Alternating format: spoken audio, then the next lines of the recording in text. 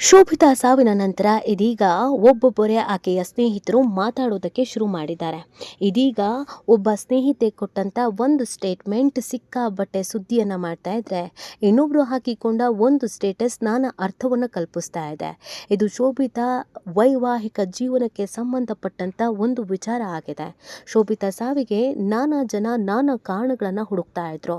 ಇದರ ನಡುವೆ ಆಕೆಯ ಮೇಲೆ ಡಿಪ್ರೆಷನ್ ಆಗಿತ್ತು ಅನ್ನುವಂಥ ವಿಚಾರವನ್ನ ಹೇರುವ ಕೆಲಸವನ್ನು ಮಾಡಲಾಗಿತ್ತು. ಡಿಪ್ರೆಷನ್ ಆಗುವಂಥದ್ದು ಆಕೆಗೆ ಏನಾಗಿತ್ತು ಅನ್ನೋದೇ ಅನೇಕರ ಪ್ರಶ್ನೆ ಆಗಿತ್ತು. ಒಳ್ಳೆ ಗಂಡ, ಒಳ್ಳೆ ದುಡ್ಡಿರೋ ಗಂಡ, ಒಳ್ಳೆ ಮನೆಯಲ್ಲಿ ಇರ್ಬೋದಾದಂಥ ಹುಡುಗಿ, ಒಳ್ಳೆ ಲೈಫನ್ನು ಹಾಳು ಮಾಡ್ಕೊಂಡಿದ್ದಲ್ಲದೆ ಈಗ ಡಿಪ್ರೆಷನ್ ಅಂತ ಯಾಕೆ ಹೇಳ್ತಿದ್ದಾರೆ ಅನ್ನೋದು ಅನೇಕರ ಪ್ರಶ್ನೆ ಆಗಿತ್ತು. ಅದ್ರ ಜೊತೆಗೆ ಅನೇಕರೇ ಶೋಭಿತಾಗೆ ಬೈತಾ ಇದ್ರು. ಅತಿ ಆಸೆಯಿಂದ ಹೀರೋಯಿನ್ ಆಗಲೇಬೇಕು ಅನ್ನುವ ವ್ಯಾಮೋಹದಿಂದ ತನ್ನ ಕೈಯಾರೆ ತನ್ನ ಜೀವನವನ್ನು ಆಕೆ ಹಾಳು ಮಾಡ್ಕೊಂಡಿದ್ದಾಳೆ ಅಂತ. ಇಲ್ಲಿವರೆಗೂ ಶೋಭಿತಾ ಸ್ನೇಹಿತರು ಸುಮ್ಮನೆ ಇದ್ರು. ಆದರೆ ಯಾವಾಗ ಶೋಭಿತಾ ಮೇಲೆ ಗೂಬೆ ಕೂರಿಸೋಕೆ ಶುರು ಆಯಿತೋ, ಇದೀಗ ಒಬ್ಬೊಬ್ಬರೇ ಮಾತನಾಡೋಕೆ ಶುರು ಮಾಡಿದ್ದಾರೆ.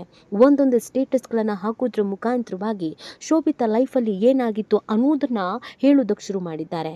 ಅದೆಲ್ಲದರ ಎಕ್ಸ್ಕ್ಲೂಸಿವ್ ವಿಷಯವನ್ನು ಹೇಳ್ತಾ ಹೋಗ್ತೀವಿ. ಆದರೆ ಇಲ್ಲಿವರೆಗೂ ನಿಮ್ಮ ಮೇಘಾ ಸುದ್ದಿಯನ್ನು ಸಬ್ಸ್ಕ್ರೈಬ್ ಮಾಡಿಲ್ಲ ಅಂದರೆ ಈಗಲೇ ಸಬ್ಸ್ಕ್ರೈಬ್ ಮಾಡಿ. ಹೆಚ್ಚಿನ ಮಾಹಿತಿಗಾಗಿ ಬೆಲ್ ಐಕಾನ್ ಪ್ರೆಸ್ ಮಾಡೋದನ್ನು ಮರಿಬೇಡಿ. ಎಸ್, ಶೋಭಿತಾ ಸಾವು ಅನೇಕರಿಗೆ ನಾನಾ ರೀತಿಯಾದಂಥ ಪ್ರಶ್ನೆಗಳನ್ನು ಹುಟ್ಟಾಕಿತ್ತು. ಯಾಕೆ ಸಾವನ್ನಪ್ಪಿರ್ಬೋದು, ಯಾಕೆ ಆತ್ಮಹತ್ಯೆ ಮಾಡ್ಕೊಂಡಿರ್ಬೋದು, ಅಂಥದ್ದು ಏನಾಗಿರ್ಬೋದು, ಎಲ್ಲವೂ ಚೆನ್ನಾಗಿತ್ತಲ್ವಾ, ಲವ್ ಮ್ಯಾರೇಜೋ ಅರೇಂಜ್ ಮ್ಯಾರೇಜೋ, ಇನ್ನೊಂದು ಮತ್ತೊಂದು ಸಾವಿರ ರೀತಿಯಾದಂಥ ಪ್ರಶ್ನೆ. ಅದೆಲ್ಲದಕ್ಕೂ ಇದೀಗ ಉತ್ತರ ಸಿಗ್ತಾ ಇದೆ. ಹೌದು, ಶೋಭಿತಾ ಮನೆಯವರು ತೋರಿಸಿದ ಹುಡುಗನನ್ನೇ ಮದುವೆ ಆಗಿದ್ರು. ಇದೊಂದು ಪಕ್ಕ ಅರೇಂಜ್ ಮ್ಯಾರೇಜ್ ಆಗಿತ್ತು.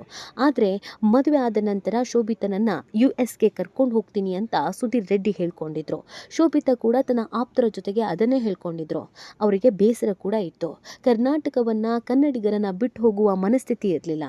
ಇದೇ ಇಂಡಸ್ಟ್ರಿಯಲ್ಲಿ ಇರಬೇಕು, ಎಲ್ಲರ ಹೆಸರು ಹೇಗೆ ಫೇಮಸ್ ಆಗುತ್ತೋ ಅದೇ ಥರ ನಾನು ಕೂಡ ಫೇಮಸ್ ಆಗಬೇಕು, ಮನೆ ಮಗಳಾಗಿ ಇರಬೇಕು, ಒಳ್ಳೊಳ್ಳೆ ಪಾತ್ರಗಳನ್ನು ಮಾಡಬೇಕು ಅನ್ನುವ ಮಹದಾಸೆ ಇತ್ತು.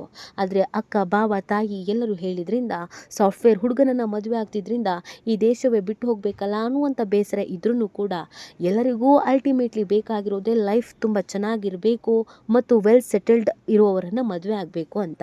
ಆ ಕಾರಣಕ್ಕಾಗಿ US ಹೋಗಿ ಸೆಟಲ್ಡ್ ಆಗ್ತೀನಿ ಅಂತ ಈಕೆ ಮದುವೆ ಆಗಿದ್ರು. ಆದರೆ ಮದುವೆಗೂ ಮುಂಚೆ ನಾನು ಮತ್ತು ಶೋಭಿತಾ US ಇರ್ತೀವಿ ಅಂತ ಹೇಳಿದಂಥ ಸುಧೀರ್ ಅವರು ಅದಾದಮೇಲೆ ಕೋವಿಡ್ ಬಂದಂಥ ಕಾರಣಕ್ಕಾಗಿ ಆಗ ಬಹಳಷ್ಟು ಅಲ್ಲೋಲ ಕಲ್ಲೋಲವೇ ಸೃಷ್ಟಿಯಾಗಿತ್ತು. ನಾನಾ ರೀತಿಯಾದಂಥ ಸಮಸ್ಯೆಗಳು ಎದುರಾಗಿತ್ತು. US ಇರಬೇಕಾಗಿದ್ದಂಥ ಸುಧೀರ್ ರೆಡ್ಡಿನೇ ಮುಂದೊಂದು ದಿನ ಹೈದರಾಬಾದ್ಗೆ ಬರಬೇಕಾದಂಥ ಪರಿಸ್ಥಿತಿ ಬಂದಿತ್ತು. ಆ ಕಾರಣಕ್ಕಾಗಿ ಶೋಭಿತನನ್ನು US ಕರ್ಕೊಂಡು ಹೋಗಿರಲಿಲ್ಲ. ಹೋಗಬೇಕಾದ್ರೆ ಸುಧೀರ್ ಒಬ್ಬರೇ US ಹೋಗಿದ್ರು. ನೀನು ಎಲ್ಲಿಗೆ ಇರು, ಎಲ್ಲವೂ ಸೆಟಲ್ಡ್ ಆದಮೇಲೆ ನಿನ್ನ ಕರ್ಕೊಂಡು ಹೋಗ್ತೀನಿ ಅಂತ ಹೇಳಿದರು. ಆದರೆ ಶೋಭಿತಾ ಇನ್ನೇನು US ಹೋಗಬೇಕು ಅಂದ್ಕೊಂಡಾಗ ಗಂಡನೇ ಬಂದು ಹೈದರಾಬಾದ್ಗೆ ಸೆಟಲ್ ಆಗ್ತಾರೆ. ಮದುವೆ ಆಗಿ ಕರೆಕ್ಟಾಗಿ 1 ವರ್ಷ 2023 ಮದುವೆ ಆಗಿತ್ತು. 6 ತಿಂಗಳು ಗಂಡ US ಇದ್ರು. ಇನ್ನು 6 ತಿಂಗಳು ಮಾತ್ರ ಶೋಭಿತಾ ಇಲ್ಲಿ ಸಂಸಾರ ಮಾಡಿದ್ರು. ಮೊದಲಿಗೆ ಎಲ್ಲವೂ ಚೆನ್ನಾಗೇ ಇತ್ತು. ಹೋಗ್ತಾ ಶೋಭಿತಾಗೆ ಅದ್ಯಾಕೋ ಸಮಸ್ಯೆಗಳು ಎದುರಾಯಿತು.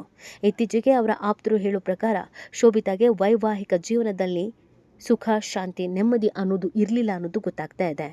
ಮಗುವಿನ ವಿಚಾರದಲ್ಲಿ ಗಂಡ ಹೆಂಡತಿ ಮಧ್ಯ ಒಂದಷ್ಟು ಕಿರಿಕಿತ್ತು ಅನ್ನೋದು ಕೂಡ ಗೊತ್ತಾಗ್ತಾ ಇದೆ.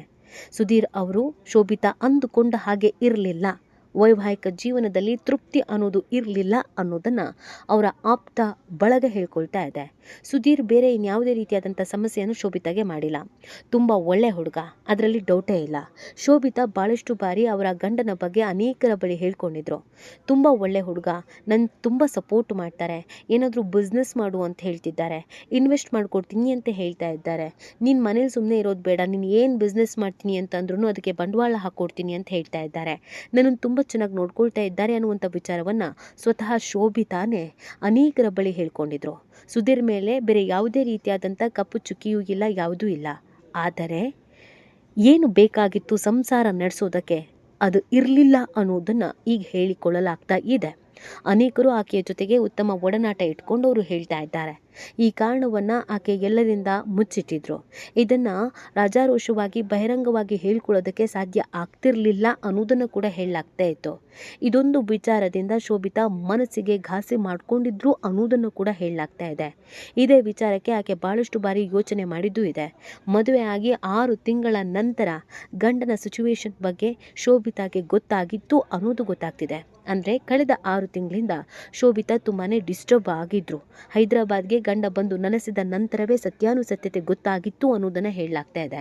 ಅದಾದಮೇಲೆ ಇದೆಲ್ಲವನ್ನು ಬಿಟ್ಟು ಕೆರಿಯರನ್ನು ಕಟ್ಕೊಳ್ಬೇಕು ಮತ್ತು ವರ್ಕ್ ಮಾಡಬೇಕು ಅಂತ ಒಂದಷ್ಟು ಫೋಟೋಶೂಟ್ಗಳನ್ನು ಮಾಡಿ ಕೆಲವೊಂದಷ್ಟು ನಿರ್ದೇಶಕರಿಗೆ ಮತ್ತು ನಿರ್ಮಾಪಕರಿಗೆ ಇವರ ಫೋಟೋಸನ್ನು ಪ್ರೊಫೈಲನ್ನು ಕಳಿಸಿದ್ರು.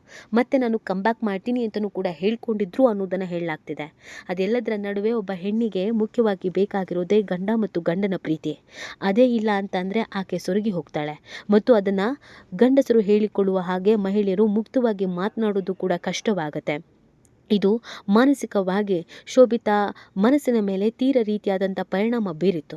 ಅಕ್ಕಂದ್ರ ಬಳಿಯೂ ಹೇಳಿಕೊಳ್ಳಲಾಗದೆ, ಸಮಾಜದ ಬಳಿಯೂ ಹೇಳಿಕೊಳ್ಳಲಾಗದೆ ತಾನೇ ಕಷ್ಟಪಟ್ಟು ಒಂದಷ್ಟು ದಿನಗಳ ಕಾಲ ಸಂಸಾರ ನಡೆಸೋದಕ್ಕೆ ಟ್ರೈ ಮಾಡಿದ್ರು ಅನ್ನೋದನ್ನು ಕೂಡ ಹೇಳಲಾಗ್ತಾ ಇದೆ. ಈ ಎಲ್ಲ ಮಾನಸಿಕ ಕಿರಿಕಿರಿಯಿಂದಲೇ ಇವತ್ತು ಶೋಭಿತಾ ದುಡುಕಿನ ನಿರ್ಧಾರವನ್ನು ತೆಗೆದುಕೊಂಡಿದ್ದಾಳೆ ಅನ್ನೋದನ್ನು ಈಗ ಹೇಳಲಾಗ್ತಾ ಇದೆ. ಸತ್ಯಾನುಸತ್ಯತೆ ಗೊತ್ತಾಗಬೇಕು ಅಂದರೆ ಇನ್ನು ಕೆಲವು ದಿನಗಳು ಬೇಕಾಗಬಹುದು ಅಂತ ಕಾಣುತ್ತೆ.